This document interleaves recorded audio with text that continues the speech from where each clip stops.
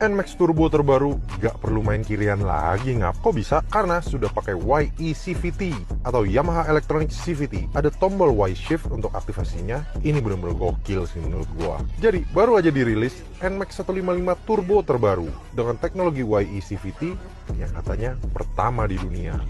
Ada beberapa tipe ya, NMAX Neo, Neo S, Turbo, dan Turbo Tech Max. Harganya dari 32 sampai 43 jutaan ya. Yang versi Tech Max, speedonya juga udah kayak X-Max New, ada GPS dan lain-lainnya. Jadi, nama turbo itu kasarnya untuk riding mode, tapi bukan sekedar respons gas aja yang berbeda. Karena ada tombol Y shift tadi.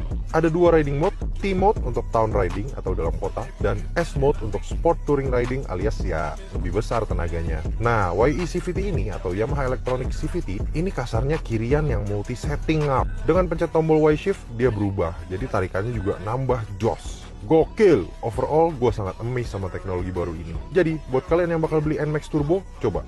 Kira-kira kiriannya akan kalian tetap mainin nggak? Secara dari pabrik aja udah kayak gini. Goks! Coba komen di bawah. Semakin di depan, yang lain memandang, kita yang dipandang. Nih.